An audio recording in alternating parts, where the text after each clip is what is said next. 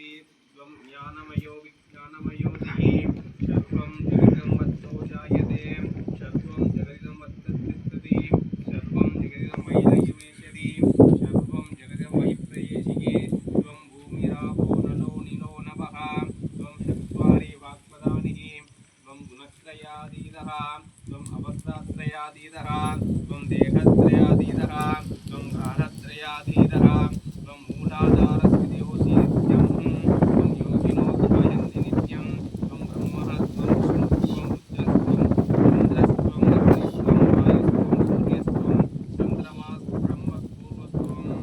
ॐ गणादिं पुरुषभार्यं वर्णादिं शतनन्तरं अनुस्वारवरदनः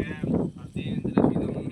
दाहेन रुद्रम् एतत्तमनुषरूपम् अकारपूर्वरूपम् अकारमध्यमरूपम् अनुस्वारशान्त्यरूपम् इन्दुरुत्तररूपम् नादसन्धानं शुकुङ्कितशन्तिः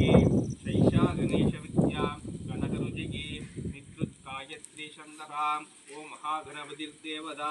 ॐ खं गणपतये नमः एकदन्ताय उत्सुके वक्रतुण्डाय धीमहि तन्नो दन्ति प्रचोदयात् एकदन्तं चतुर्हस्तं पाशमङ्कुशधारिणं रथं च वरदं हस्ते बिभ्राणं मूषकध्वजं रक्तं लम्बोदरं शुष्ककर्णं रक्तवाससं रक्तगन्धानुलिप्ताङ्गं रक्तपुष्पैर्पूजितं भक्तानुगम्यं देवं जगत्कारणमच्युतं